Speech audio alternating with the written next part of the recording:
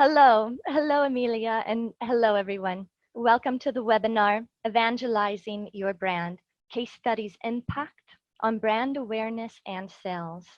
I'm Mariska Barton, student editor for the Wine Business Case Research Team.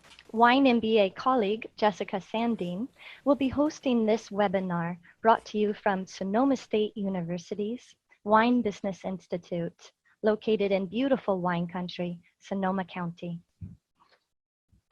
This webinar will focus on improving wineries' brand awareness and sales through the publication of case study research. If you're a wine industry professional, we'll introduce you to case study research as a viable channel to improve your brand's access to wine business researchers and wine business students, millennials across the globe.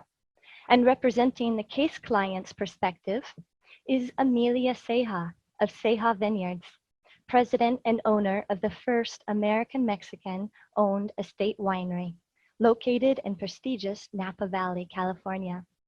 Amelia will share her founder story with us, and then we'll have a one-on-one interview about her experience as a case client. Dr. Gilinsky wrote a case on Ceja Vineyards, Ceja Vineyards marketing to the Hispanic wine consumer, which has been a perennial favorite with over 2,000 downloads. After our guest interview, we'll then move to the floor, open it up to the floor for discussion with our lab full of wine MBA students and wine industry professionals. But first, let's hear about Ceja Vineyards from Amelia Ceja. Thank you and welcome, Amelia. Would you please honor us with your story? I am an immigrant from Mexico. I arrived in the Napa Valley as a young girl when I was 12 years old. This is back in 1967. My father was a vineyard worker in Rutherford, and it was harvest time when I arrived in Napa. So I was introduced to grape growing since then, and I fell madly in love with the entire, not only grape growing, but production as well.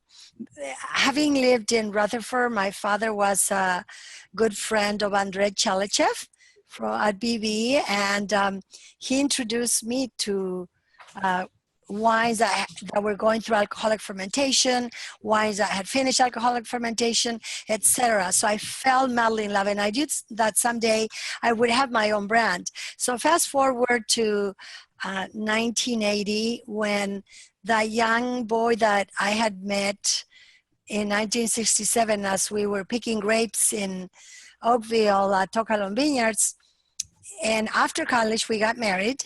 And we spent every weekend looking for property in Napa and Sonoma. So finally, in end of 82, we placed an offer in 83, was accepted. And we purchased our first property here in beautiful Carneros in early 1983. So we nearly lost it because it was a collective effort with my family. So we finally were able to plant the vineyard in 86. Our first harvest was 88. And since then, we knew that someday we wanted to release wine under our own brand. We didn't know when or how, but because we had all of our grapes under contract. But by mid-1990s, we've already had acquired enough property so that we could launch our own brand, but we all had children, and so no one was willing to leave what they were doing because we all had day jobs until my son graduated from high school. Because I was a mother, I was going to school as well in the evenings and working full time. And living in the middle of a vineyard, I was the chauffeur for my 3 children. So when my eldest son got his driver's license, that's when he was able to help and be the chauffeur for his younger siblings. And so that's when we were ready to, and that's when we really became serious about launching our own brand. So in in 1990, I left a high-profile job in the wine industry to do all the foundation work to launch our brand. And we didn't have any startup funds. We did have access to the best grapes, of course. And so we did everything ourselves. So I did all the research as to how to do business because that is the most important, selecting how you're going to be conducting business for the rest of the lifespan of your company.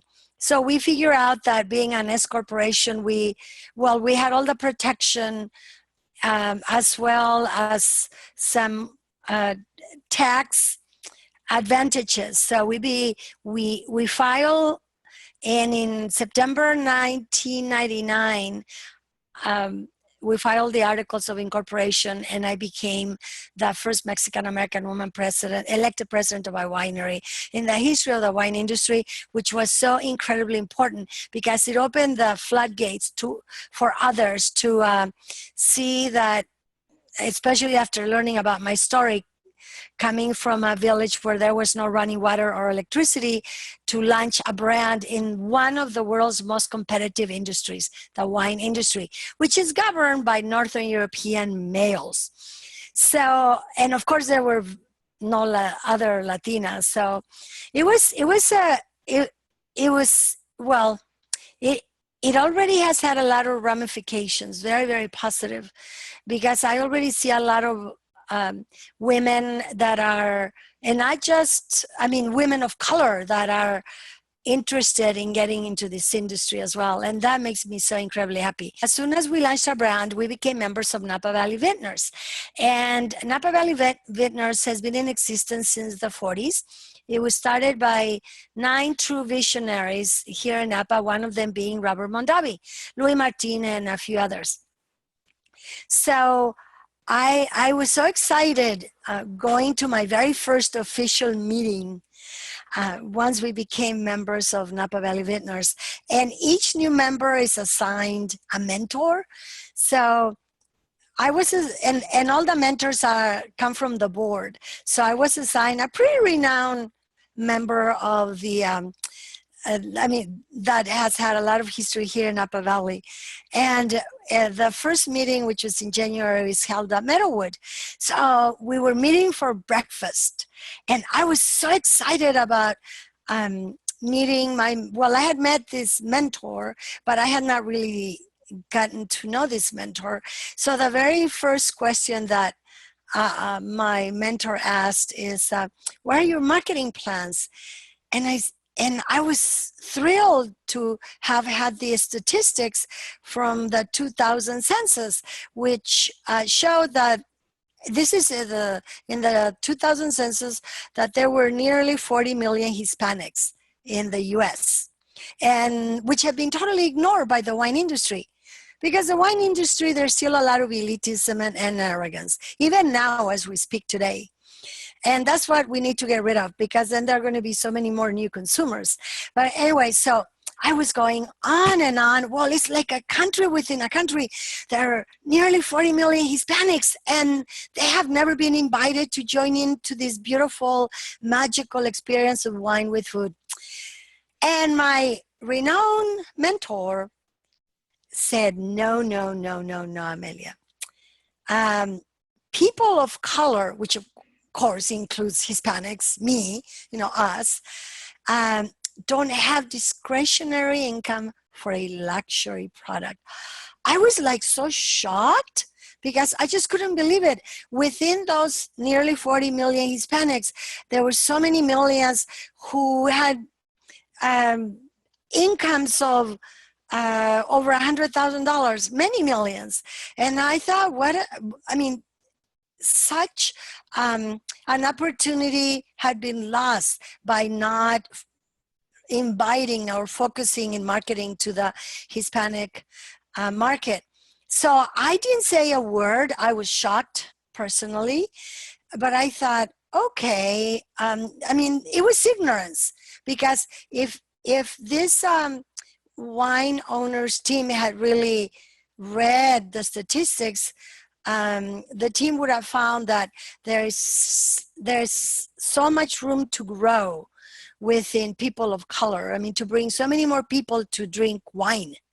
It's just that they feel so sort of intimidated because the wine industry has purposely done a really great job of putting too many obstacles for the simple and pure enjoyment of wine. And so we said, well, we're going to change all of that. We're going to invite everyone, make wine exploration democratic, and invite everyone to enjoy wine under their own terms, not ours. And that's the key word. Perfect. And that's making me thirsty, honestly. And I want to present this beautiful bottle of that gorgeous wine, some of the gorgeous wine that you're talking about, and share this with the class. So this is the 2011 Vin de Casa Red Blend. A gorgeous, gorgeous label. So I'm going to offer that to my colleague, and then we'll all taste a little bit of it here. And I want to. Very cool, Ari. Yes. I think I should have a little bit of wine. I forgot about that. Yes, let's all have a little bit of wine. That's the pleasure of being in this industry. Amelia, you Really is the American dream, and not only the American dream come true, but it's just so pregnant with moral, discovery and inspiring. And I think that Dr. Gilinsky captured some of that element really well in his case. It starts at the dinner table. And then Yes. And then it goes through, what is our target market and what is our mission and our heart. And it's an excellent case for covering that. He refers to it as the Romeo and Juliet case, which is adorable, your love story. Oh. Now, I want to say when I was at your vineyard, your charming son, Ariel Ceja, he told me that because of that case, he still receives phone calls from all over the nation, from students, business students that want to get to know your brand more. They read the case, they worked so hard on it, and it's drawn them to want to know your brand and taste your wine. Can you tell us a little bit about your experience being a case client? If there was exposure or what that process might have been like for you? Well, first of all, we're so honored to have such an esteemed professor, Armand Gilinsky, select Ceja Vineyards to do a case study. And he involved a number of his students and even someone who was visiting and getting her master's in wine business from Italy. And we spent so many hours together because he really wanted to grasp the essence of what we were doing. And he did a fantastic job, and as it was published by Harvard Business School. So it has brought a lot of attention in academia, which is incredibly important, but not only in academia, also in people like us that are sort of really geeky into wine, that how we're helping to shape the present and the future of the wine industry. Little minuscule Ceja Vineyards. Well, that case study is a perfect example of how in an industry that is heavily regulated, difficult to penetrate, a small player can have a huge impact by having different ideas of how to market the brand and how to actually invite people to enjoy it. So we've been invited to go to Harvard Business School. Really? To actually, yes, to do. You went to Harvard School? Business School to do a tasting with. Well, Harvard Business School has the largest wine club of any university in the U.S. It's the one, I guess they have like 500 members, and it's the first one that it's filled every year. So it has a very active wine club. So the wine club at Harvard Business School invited us, and it was due to the case study.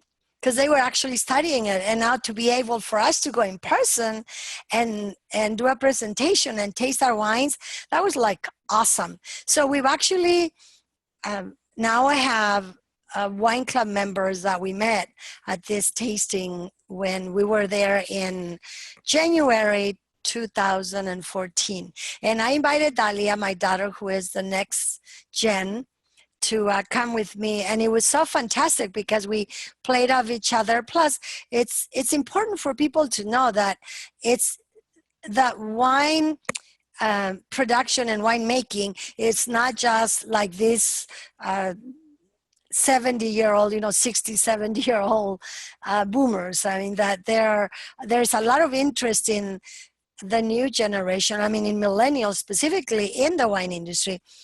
And in our case, we also now have, well, Dalia, my daughter, she was in the first cohort of Sonoma's State's executive MBA focused in wine. And she graduated, nearly 3 years ago. And now her cousin, who is our winemaker's daughter, and our winemaker, my brother-in-law Armando, he went to UC Davis and studied enology and viticulture. But now his daughter, who is Dalia, they're cousins, of course, and they're about the same age. And she graduated 2 years ago with a degree in enology from Fresno State. So it's so gratifying for us to see that the next generation is actually the girls that are really interested in continuing our legacy and our tradition. And they're obviously highly educated and doing a lot of training so that they'll be able to help us take Ceja Vineyards to the next level. It's like the most fun ever.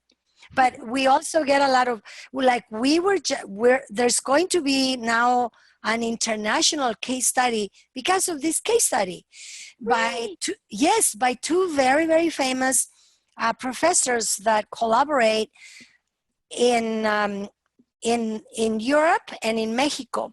So we spent 3 days with these two professors and a production company, because case studies now they're actually taped. Now, when we were doing it with Armand, that was not the case. But I guess now things with technology have changed dramatically, and all new case studies that are being done by these two universities, they're taped.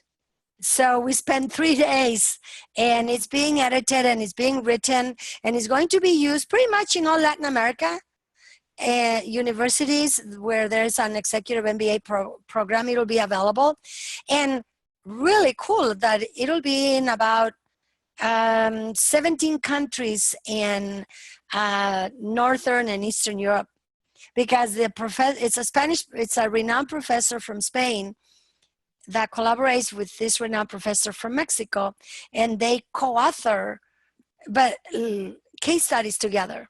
So I'm very excited about that. This has just happened within the last couple of months, but it'll take easily about a year for this to all gel. So I'm super excited about that, because it'll take our brand globally, where other students that are really interested in the business of wine will have a chance to learn about us. And it's going to be focused in something else that we're changing, which is really cool. So yes, case studies are incredibly impactful to the businesses that are profiled. And we are so forever grateful to have Armand find us and just be adamant about doing a case study on Ceja Vineyards. Fantastic. Amelia, on that note, I want to transition over, hand it over to Jessica, and she'll open it up for the Q&A. Excellent. Thank you, Mariska and Amelia, for your time and your unique perspective tonight. To summarize some key points that we covered, Amelia noted the winery continues to have great exposure through the medium of being a case client. The experience was extremely valuable for Ceja Vineyards being a case client, and they were able to take away some key findings and be able to apply it to their business using a strategic marketing approach while still staying true to their brand and their mission statement, and by using real data to give them the confidence to continue with their marketing plan and to target the Hispanic community and really stay with what they believe in. As we can see, the relationship between the academic world and the wine industry is important and evolving to give business owners more insight to the trends in the wine industry and give them exposure to new consumers. So Amelia, thank you so very much for your time tonight. It was such a pleasure to listen to your story, and I wish you the best of luck in your new endeavors.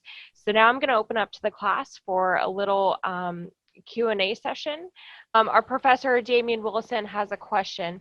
After the dot-com bubble of 2000, what did you have to do with Ceja brand to encourage sales? How does...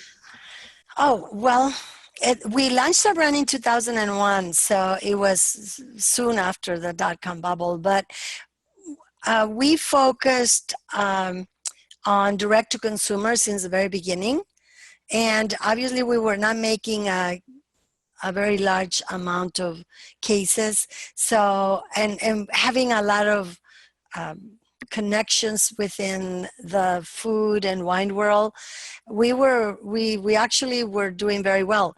And this is a very important point. We've been able to use technology since the very beginning. We had a website before we launched our brand. So there was already a lot of buzz before we launched our brand in 2001, because we established our website in 2000. And it was a decision that I knew, because I like technology. So we spent like $5,000 in establishing a website, and my partner said, "You're crazy. We are not launching our brand until next year, and you want to have a website already?" This is, remember, in 2000, there were very few wineries that had a website. Like the big ones, yeah, but none of the little ones. And so being that we already had a presence, an online presence, before we even launched our brand, gave us a huge advantage, so that we immediately started collecting like fans in information, so that then we can target them and sell them wine direct. We actually started selling wine direct to consumers since the very, very, very beginning. Even though we're tiny and most of the other wineries started doing it later, we literally, the very first year in 2001, well, in 2002, we established our wine club, which was unheard of. So it insulated us from all of that, because we were selling just to on-premise and off-premise accounts in Northern California. We didn't have distribution, and then all direct to consumers. You really had great foresight to where the industry is now. So that's fantastic. Another question that Damian had was, how does focusing on Hispanic consumers present specific challenges? Well, and we not necessarily just focus on the Hispanic consumer. We definitely are marketing through using our culture and a lot of similarities to get a lot of the Hispanic consumer to enjoy wine. But so it's 50% of our wine club members are Hispanics, but so we have, well, nearly 50%, but we have a lot of other people that also love our wine. So just allowing people of color to explore wine under their own, instead of us dictating, it's been incredibly helpful. But everywhere we go, we always, in every article that has ever been written about Ceja, we always want to incorporate food into the equation. And obviously it's typically Mexican cuisine. So people see this and they go, oh my God, they're speaking about me. They're talking about me. And no one had ever spoken about wine with Mexican cuisine. So it's just about also making sure that we share our similarities in our culture. I mean, we speak Spanish. I mean, that's already something that brings us closer together to the end consumer. And so challenges, it's the challenges have been is that we don't have our wines available in a lot of states. And so a lot of consumers want like instant gratification. Like let's say they just saw this article in the New York Times, but they want to taste the wine now. And so a lot of Hispanics would immediately contact us and we really want to have your wine, but they live in New York, etc. So it's just about educating that little producers like Ceja, because we make under 10,000 cases. We cannot have our wines available in every state. But they are available online.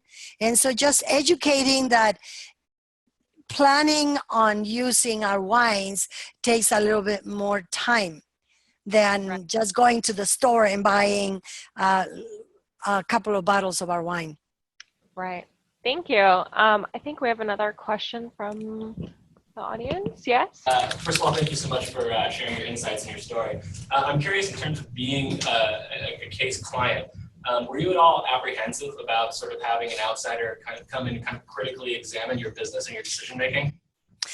Excellent question. I was, because as you know, you have to disclose all your financials, etc. And I had consulted with other wineries, and many would say, you don't really want to do that. But then I said, but we have nothing to hide. And I think this will be a really great example of a small business and to show how it's growing through our very quirky ways of marketing. So no, because we knew that it would offer us a lot of value too, and it will actually teach us something about ourselves. So no, it was other friends that sort of say, well, are you sure you want to do this? But no, I'm so glad that we were able to work with Armand and his students and team, even though it was a lot of work because we met many times for long hours. But I am thrilled that we did it. Thank you so much, Amelia. So I think we're going to wrap it up for tonight. The class this evening is drawing this beautiful bottle of Ceja Vineyards Vino de Casa, a beautiful red blend, and only 2,000 cases were produced of that. So for more information about Ceja Vineyards and the wine, please visit your website, cejavineyards.com, or the winery, open Friday, Saturday, and Sunday, 11 a.m. to 5 p.m. Links will be provided on social media as well.